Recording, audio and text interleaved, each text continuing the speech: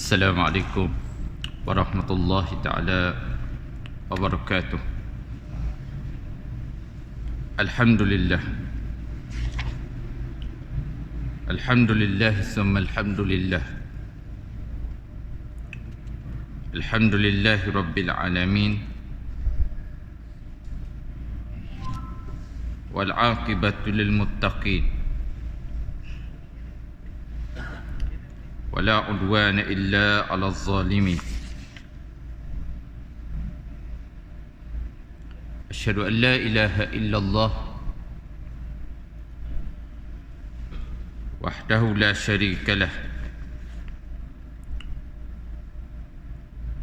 وأشهد أن محمدا عبده ورسوله. اللهم صل على سيدنا محمد وعلى آله وصحبه والتابعين لهم بإحسان إلى يوم الدين. أما بعد،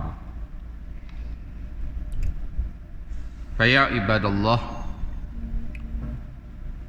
أوصيكم وإياي بتقوى الله وطاعته، فقد فاز المتقون. Alhamdulillah, pertamanya kita manjatkan setinggi-tinggi rasa syukur kita kepada Allah Subhanahu wa taala dengan izin limpah rahmat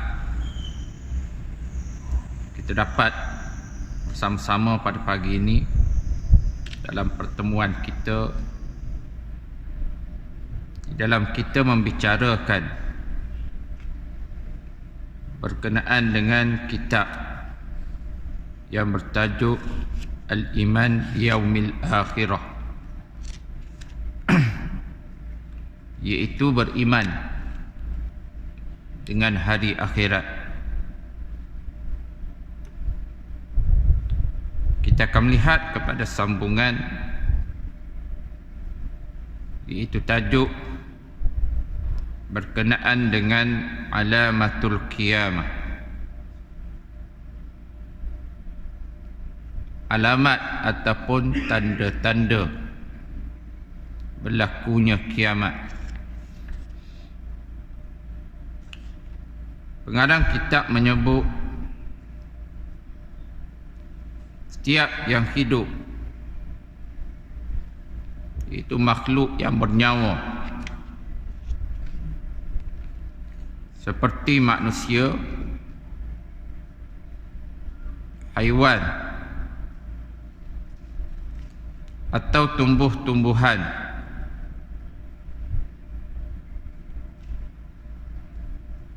menjadi tanda-tanda ketika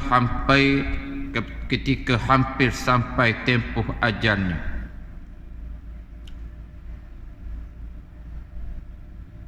Bagi manusia, ia akan kelihatan sakit atau rambutnya berubah menjadi putih. Begitu juga haiwan mempunyai tanda-tandanya seperti kelihatan lemah. Pokok-pokok atau tumbuh-tumbuhan, daripada hijau dia akan bertukar menjadi kekuningan dan kekeringan, seterusnya mati dan tumbang. Maka begitulah juga dengan dunia ini. Maka tanda-tanda kiamat ini tanda-tanda kehancuran alam, tanda-tanda musnahnya dunia. Setiap makhluk dia ada tanda dia, dan setiap makhluk ini ada penamat kesudahan dia, kemusnahan, kematian dia. Semua makhluk yang bernyawa, termasuklah haiwan, binatang, tumbuh-tumbuhan, termasuk juga kita manusia. Tuan-tuan muslim muslimat, mempunyai alamat tanda apabila sudah hampir kepada kematian. Di antaranya ialah sakit, di antaranya ialah uban yang tumbuh di rambut kita menunjukkan kita sudah hampir kepada kematian. Demikian juga alam, demikian juga dunia yang sedang kita berada, hidup di atas muka bumi Allah Subhanahu wa taala. Alam yang ada, sama ada alam langit ataupun alam bumi, juga mempunyai tempoh masa kemusnahan kematiannya, dan terdapat alamat tanda-tanda yang dinyatakan oleh Allah Subhanahu wa taala di dalam firman-Nya. Di dalam surah Muhammad ayat yang ke-18 Allah menyebut, fahal yanzuruna ila sa'ata an ta'tiyahum baghtatan faqad jaa'a asyratuha fa anna lahum idza ja'athum dzikrahum. Yang bermaksud, maka tidaklah yang mereka tunggu-tunggu melainkan hari kiamat, iaitu kedatangannya, yakni kedatangan hari kiamat itu. Dia datang kepada mereka, yakni kepada manusia, baghtatan, dengan tiba-tiba, dengan tiba-tiba. Kerana sesungguhnya telah datang tanda-tandanya. Maka apakah faedah bagi mereka kesedaran mereka apabila hari kiamat sudah datang? Waktu kiamat ni dia akan datang baghtatan, Allah Ta'ala sebut. Dia akan datang dengan cara tiba-tiba. Nabi Muhammad sallallahu alaihi wasallam sendiri dalam satu hadis, apabila ditanya tentang mata sa'ah, hadis yang menceritakan tentang kedatangan Jibril alaihi salam dalam rupa bentuk sahabat Nabi yang datang menemui Nabi sallallahu alaihi wasallam. Apabila Jibril bertanya kepada Nabi kita, Nabi Muhammad sallallahu alaihi wasallam, mata sa'ah, bilakah berlaku hari kiamat? Lalu Nabi sallallahu alaihi wasallam menjawab, tidaklah yang bertanya itu lebih mengetahui daripada yang ditanya. Nabi menjawab, mana Nabi sendiri, kekasih Allah, tidak mengetahui tarikh yang tepat bila berlaku akan hari kiamat tersebut. Tetapi Nabi menyebut bahawa ada alamat dia, ada tanda-tandanya. Maka sedemikian juga Allah mendatangkan tanda-tanda yang menunjukkan bahawa kiamat itu sudah pun hampir. Di antara tanda-tanda yang besar, dia tanda kiamat ni ada dua, alamatus sughra, iaitu alamat tanda-tanda kecil, wa alamatul kubra. Dia ada dua alamat, satu kecil dan satu besar. Dan di antara tanda alamat yang besar ni yang telah berlaku, alamatul kubra, bahawa kiamat ini adalah sudah hampir, apabila berlaku kebangkitan Nabi kita, Nabi Muhammad sallallahu alaihi wasallam. Ini alamatul kubra, alamat besar. Nabi kita, Nabi akhir zaman. Bila ia dibangkitkan, yang merupakan menjadi penamat, penyudah kepada para nabi dan para rasul sallallahu alaihi wasallam, maka sesungguhnya ia merupakan satu petanda, amaran daripada Allah Subhanahu wa taala yang menunjukkan bahawa dunia ini sudah berada pada penghujungnya. pada pengakhirannya. Ini berlaku 1400 tahun yang lampau. Nabi kita sallallahu alaihi wasallam diutuskan, dibangkitkan. Waktu Nabi kita dibangkitkan, diberikan gambaran dunia kepada Nabi kita 1400 tahun dulu lampau, dalam peristiwa Mi'raj, Isra' dan Mi'raj. Ketika diangkat Nabi kita dalam perjalanan Isra' dan Mi'raj, bagaimana disebut dalam kisah seorang perempuan tua, imra'atun ajuzah, yang telah memanggil Nabi sallallahu alaihi wasallam dalam perjalanan Isra' Mi'raj tersebut. Nabi sallallahu alaihi wasallam tidak menjawab panggilan tersebut.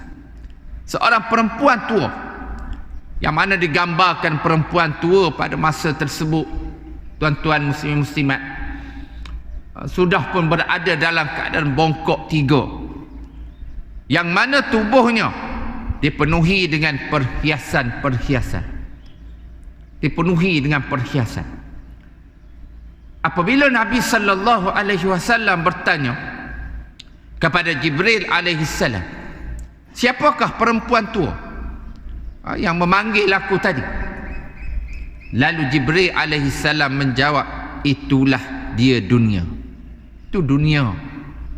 Pada zaman Nabi sallallahu alaihi wasallam, yang tua tapi penuh dengan perhiasan. Tuan-tuan bayangkanlah dunia pada masa sekarang. Keadaan kita pada hari ini, yang penuh dengan apa? Dengan fitnah, penuh dengan bencana. Kita melihat dengan gempa bumi, dengan semua perkara yang berlaku menunjukkan kepada kita betapa dunia yang kita sedang berada pada hari ini dalam keadaan yang tenang, dalam keadaan yang sangat-sangat hampir kepada hari kiamat. Rasulullah sallallahu alaihi wasallam telah bersabda, Nabi menyebut dalam satu hadis, bu'istu ana was-sa'ata kahataini, wa asyara bi isba'aihi as-sababata wal wusta wa qaran bainahuma muttafaqun alaih. Nabi menyebut sesungguhnya aku dibangkitkan dibangkitkan aku dan juga perumpamaan hari kiamat. Aku dan juga hari kiamat. Nabi sebut kahataini, seperti kedua jari ini. Bila Nabi sebut tu, Nabi angkat jari dia, tangan dia. Nabi sebut kahataini, seumpama dua jari, jari tengah dengan jari telunjuk. Nabi sebut kahataini, dengan mendampingkan. Maknanya bukan jauh, ini menjauhkan. Kahataini dalam keadaan Nabi mendampingkan, makna merapatkan di antara jari tengah dengan jari telunjuk. Menunjukkan bahawa dekatnya di antara kebangkitan Nabi kita sallallahu alaihi wasallam dengan peristiwa akan berlakunya hari kiamat. Di antara tanda alamat yang telah juga berlaku ialah tentang peristiwa terbelahnya bulan. Cerita terbelah bulan, ketika mana golongan orang-orang musyrikin Quraisy mencabar Nabi sallallahu alaihi wasallam dengan membuktikan mukjizat yang menjadi tanda kenabiannya. Golongan Quraisy mencabar Nabi supaya Nabi sallallahu alaihi wasallam memperlihatkan bahawa baginda adalah merupakan rasul yang sebenar. Cabar Nabi, kalau kamu betul-betul Nabi, kamu betul-betul utusan Allah Subhanahu wa taala, kami mencabar kamu supaya menunjukkan kebenaran, tanda, alamat bahawa kamu adalah utusan Allah. Golongan musyrikin. Tujuan cabaran tersebut bukan nak cari kebenaran. Kalau berlaku sungguh, Nabi boleh buat sungguh, mereka akan beriman. Tidak. Tetapi tujuan cabaran golongan musyrikin tersebut adalah untuk memperolok-olok dan mempersendakan junjungan Nabi besar kita Nabi Muhammad sallallahu alaihi wasallam. Lalu Nabi sallallahu alaihi wasallam berdoa. Nabi angkat tangan, berdoa kepada Allah Subhanahu wa taala. Tiba-tiba dengan izin Allah taala, bulan yang sedang muncul pada masa itu tiba-tiba terbelah menjadi dua. Bulan purnama itu terbelah menjadi dua. Salah satu belahan itu berada di puncak bukit Abi Qubais.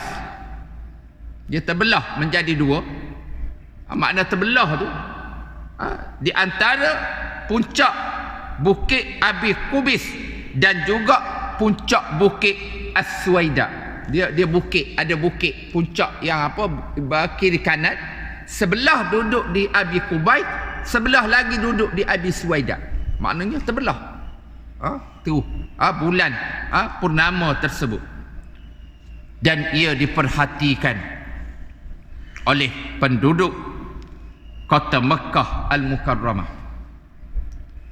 Lalu Allah menyebut dalam peristiwa bulan terbelah dua ni, dalam firman-Nya surah Al-Qamar ayat 1 sehingga 3, iqtarabatis sa'ah wanshaqqal qamar wa iyyaraw ayatan yu'ridu wa yaqulu sihrun mustamir wa kazzabu wattaba'u ahwa'ahum wa kullu amrin mustaqir. Telah dekat di atas kejadian hari kiamat ini dan telah terbelah bulan. Dan jika mereka golongan orang-orang musyrikin melihat sesuatu tanda mukjizat, mereka berpaling. Tak dicabar. Cabar, suruh buat mari mukjizat. Bila berlaku sungguh mukjizat tu, tengok golongan musyrikin jenis perangai huduh mereka. Jenis perangai huduh. Kalau kita orang jenis baik, jenis beriman, bila ada tanda sedemikian, kita akan tambah keimanan kita. Kita akan tambah kuat kita, yakin kita kepada Nabi, kepada Islam. Tapi golongan musyrikin, bila mari tanda, Allah Ta'ala sebut apa? Mereka ini akan berpaling. Mereka akan berpaling. Lalu mereka menyatakan, ini adalah sihir yang terus menerus. Mereka kata ni sihir pula dah. Dan mereka mendustakan Nabi dan mengikuti hawa nafsu mereka, sedang tiap-tiap urusan ada ketetapannya. Dan peristiwa insyaqqal qamar ini, bulan terbelah menjadi dua ini, ada bukti daripada segi saintifik, segi ilmu sains pun ada bukti. Di mana dalam satu jurnal disebut berkenaan dengan apa? Satu imej bulan yang dirakam pada tahun 1969. NASA dia buat satu misi, lalu apa? Dia rakam bagaimana dia dapat merakam kali pertama imej bulan pada tahun 1969. Dilihat dengan jelas pada permukaan bulan tu ada garisan. Ada garisan. Kalau kita macam paru, kalau kita bedah ada paru. Pada bulan tu ada garisan. Yang mana bila dikaji lebih mendalam saintis ini dengan alat-alat canggih, garisan yang tergaris pada pusat bumi tersebut, pada pusat bulan tersebut, bukan hanya garisan di atas dasar, bukan hanya di permukaan, tetapi ia sehingga ke dalam teras bulan tersebut. Maknanya menunjukkan bahawa memang betul berlaku peristiwa bulan ini terbelah menjadi dua. Terbelah menjadi dua. Tetapi biasalah yang angkasawan ni biasanya dari segi hebat NASA Amerika apa semua, mereka tidak sekali mengeluarkan kenyataan resmi tentang perkara ini. Bahkan ada statement penafian tentang bulan terbelah menjadi dua kerana ia melibatkan mukjizat Nabi kita Nabi Muhammad sallallahu alaihi wasallam. Dia melibatkan mukjizat dan mereka bimbang sekiranya kebenaran ini terselah menyebabkan Islam itu menjadi agama yang akan berbondong-bondong manusia masuk ke dalamnya. Sebab orang putih ni dia lain, berbeza dengan kita. Dia lebih berpegang pada fakta. Orang barat ni dia lebih berpegang pada fakta. Maka cukuplah dengan kebangkitan Nabi kita Nabi Muhammad sallallahu alaihi wasallam membawa syariat yang sempurna, mencakupi semua umat dan juga seluruh zaman, menutup kenabian dan kerasulan dengan turunnya wahyu, yakni Al-Quran. Mana tu alamat besar. Maka tiada lagi nabi dan tiada lagi rasul selepasnya, membuktikan bahawa ilmu yang masih baki kepada dunia ini adalah terlalu sedikit. Kalau dinisbahkan mula ia diciptakan oleh Allah Subhanahu wa taala, maknanya kedatangan Nabi Muhammad sallallahu alaihi wasallam itu adalah menyempurnakan risalah syariat yang diturunkan oleh Allah Subhanahu wa taala melalui para nabi dan para rasul alaihi wassalatu wassalam yang sebelum daripada nabi kita Nabi Muhammad sallallahu alaihi wasallam. Nabi menyebut dalam satu hadis bahawa perumpamaan masali, perumpamaan bagaimana aku ni Nabi Muhammad sebut perumpamaan aku dengan nabi-nabi yang terdahulu adalah seumpama al-bunyan, binaan. Seumpama binaan yang mana binaan itu dibina oleh nabi-nabi dan rasul hak terdahulu. Binaan batu-batu yang dibina, disusun, kemudian ditinggalkan satu ruang. Binaan tersebut tu satu ruang batu-batu tidak diletakkan.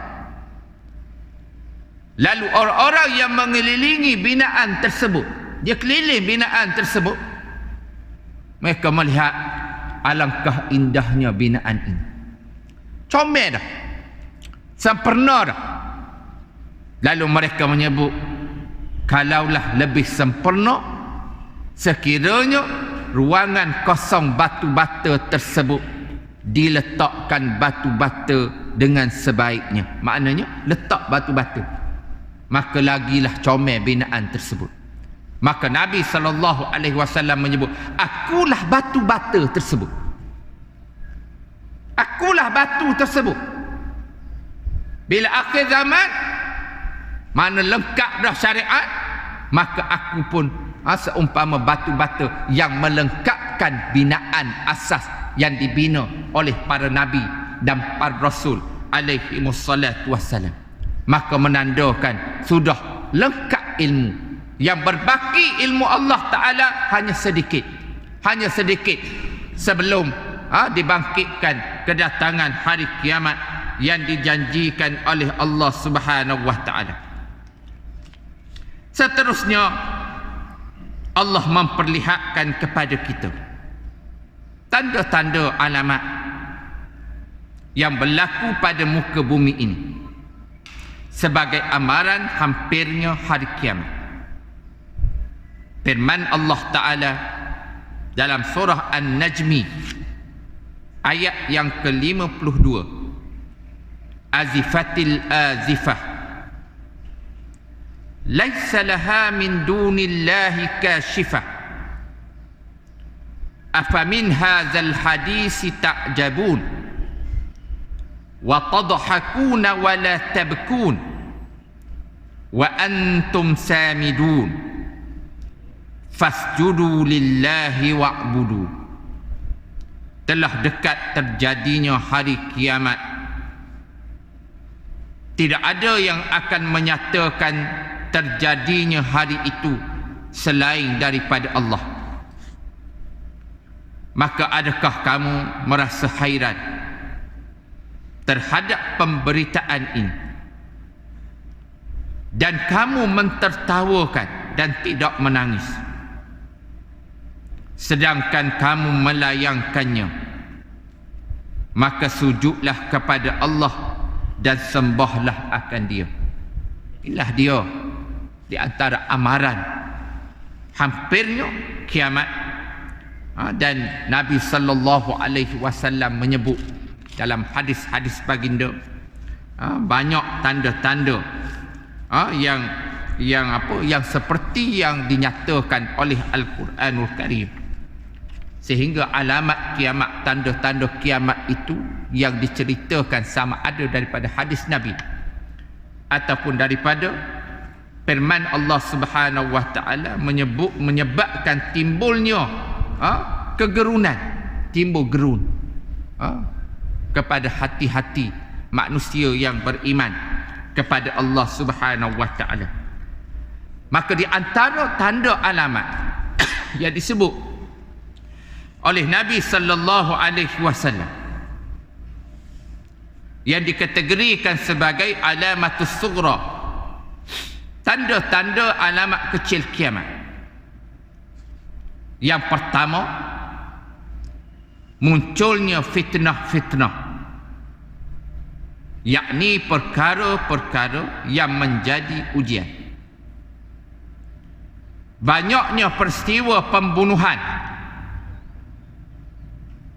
Rasulullah telah bersabda, badiru bil a'mali qabla an ta'tiya fitanun kaqita'il laylil muzlim yusbihar rajulu mu'minan wa yumsi kafiran wa yumsi mu'minan wa yusbihu kafiran yabi'u dinahu bi'aradim minad dunya. Rawahu Muslim. Nabi sebut tentang akhir zaman, makna waktu kita. Apabila tiba waktu kita, Nabi pesan apa yang kita nak buat bila tiba zaman akhir, dah dekat dengan tanda kiamat. Nabi menyebut badiru. Maksud badiru ini, bersegeralah kamu. Makna bersegera. Maksud bersegera, jangan tangguh. Jangan tangguh tuan-tuan. Jangan leka.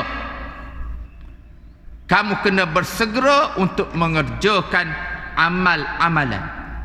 Kena buat amalan sebelum datang, iaitu bencana-bencana yang menjadikan keadaan seperti malam yang gelap gelita. Malam yang gelap gelita. Apa maksud malam yang gelap gelita?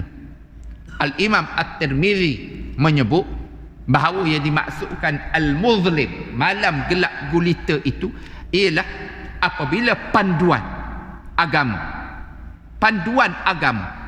syariat Allah Ta'ala, semuanya diangkat oleh Allah Ta'ala. Bagaimana panduan Allah Ta'ala itu diangkat? Iaitu dengan diangkat ilmu. Diangkat ilmu. Bagaimana tuan-tuan diangkat ilmu tersebut? Bagaimana diangkat ilmu? Iaitu dengan dimatikan para alim ulama. Dimatikan dengan alim ulama. Pada waktu tersebut dunia seolah muslim, iaitu seolah berada dalam kegelapan. Makna tiada panduan. Itu adalah merupakan fitnah ujian. Waktu itu seseorang mengaku beriman di sebelah pagi, menjadi kafir di sebelah petang. Di sebelah petangnya mengaku beriman, dan sebelah paginya menjadi kafir. Hebatnya fitnah masa tersebut. Sehinggalah mereka ini menjual agama, jual agama dengan imbalan ganjaran daripada keduniaan. Imam Tirmizi sebut kafir di sini ialah kafir hakiki, bukan majazi. Bukannya kiasan, tetapi kafir sungguh. Kafir sungguh. Pagi beriman, tiba-tiba petang dia jadi kafir. Pagi kafir, petang beriman. Ini keadaan fitnah pada masa tersebut. Dan seterusnya, manusia ni dia rela jual agama.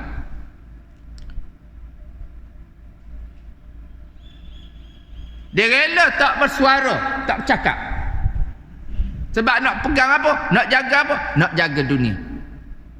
Nak jaga jawatan dia, nak jaga semua yang berkaitan dengan dunia. Dia lebih sayang kepada dunia daripada agamanya, sehingga sanggup menjual agama.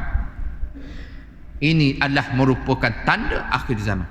Sabda Nabi sallallahu alaihi wasallam lagi, wallazi nafsi biyadihi la tazhab ad-dunya hatta 'ala an-nasi zamanun la yadri al-qatil fima qatalu. Faqila ya Rasulullah kaifa yakunu zalika? Qala al-harju al-qatilu wa maktulu finnari. Rawahu Muslim. Demi Tuhan yang diriku berada dalam tangannya, tiadalah hilang dunia ini. Nabi sebut tiadalah hilang dunia ini, maknanya tak akan berlaku kiamat. Sehinggalah tiba kepada manusia suatu zaman di mana orang yang membunuh tidak tahu kenapa dia membunuh, dan orang yang dibunuh tidak tahu apakah kesalahannya dia dibunuh. Berlaku peperangan yang berleluasa di atas muka bumi Allah Subhanahu wa taala. Berlaku pembunuhan yang sangat hebat, yang berleluasa di kalangan masyarakat, sehingga tiada nyawa, nilai nyawa manusia ni tidak ada di kalangan manusia. Bila berlaku sedemikian, hari ini kita telah melihat bagaimana suasana dunia. Berlaku pembunuhan beramai-ramai yang berlaku di sebelah Timur Tengah, di Syria kita melihat berlaku pembunuhan, di Afghanistan, di Palestin, di Bosnia dan berbagai-bagai, di Kashmir, di mana lagi, di Myanmar, dan sebagaimana kita melihat umat Islam yang dibunuh dengan sewenang-wenangnya. Ada juga peristiwa maka orang yang dibunuh tak tahu kenapa kena bunuh. Yang membunuh tu tak tahu kenapa dia bunuh. Kenapa dia bunuh tak tahu. Sehinggalah berlaku zaman tersebut, para sahabat bertanya kepada Rasulullah, ya Rasulullah, bagaimanakah boleh berlaku yang sedemikian? Macam mana boleh berlaku macam tu? Bunuh-membunuh dan sebagainya. Rasulullah, sabda Nabi sallallahu alaihi wasallam, berlakunya kacau bilau yang membunuh dan dibunuh. Berlaku peristiwa kacau bilau, huru-hara dunia akan sampai kepada kita. Bagaimana berlaku huru-hara dunia, fitnah dunia, sehinggalah yang mana bunuh dan dibunuh, maka kedua-duanya, yang membunuh dan dibunuh, kedua-duanya masuk ke dalam neraka Allah Subhanahu wa taala. Maknanya tak tahu apa tak tahu agama, tak tahu apa pada masa tersebut, maka pada masa tersebut adalah menunjukkan hampirnya kepada tanda-tanda kedatangan kiamat. InsyaAllah kita akan melihat kepada alamat yang kedua daripada tanda-tanda kecil kiamat, iaitu apabila berlaku kemungkaran, maksiat di atas muka bumi Allah dalam keadaan yang berleluasa. Kalau dulu orang malu nak buat maksiat, orang malu nak buat kemungkaran. Sekarang orang berani buat maksiat, buat kemungkaran. Kita pula malu nak tegur orang buat kemungkaran. Betul tak? Tuan-tuan, dia tengok kapal duduk tepi tepi pantai, duduk rapat-rapat, kita berani tak nak pergi tegur? Kadang-kadang kita rasa kita tahu salah, tapi nak pergi tegur, malu rasa nak. Mana timbul perasaan, Allah Ta'ala turunkan perasaan malu menegur kemungkaran yang berada di hadapan mata, menyebabkan di antara tanda-tanda kecil betapa hampirnya kita berlaku kepada hari kiamat. Wallahu a'lam. A'udzubillahi minasyaitonir rajim. Bismillahirrahmanirrahim. Wassalatu wassalamu ala asyrafil anbiya'i wal mursalin wa ala alihi wa sahbihi wat tabi'ina lahum bi ihsan ila yaumiddin. Allahumma iftah lana futuhal arifin warzuqna fahman nabiyyin bijai khatamil anbiya'i wal mursalin. Allahumma rabbana atina fid dunya hasanah wa fil akhirati hasanah wa qina azaban nar. Wa sallallahu ala sayyidina Muhammad wa ala alihi wa sahbihi wa sallam. Subhana rabbika rabbil izzati amma yasifun wa salamun alal mursalin walhamdulillahi rabbil alamin. Wassalamu alaikum warahmatullahi ta'ala wabarakatuh.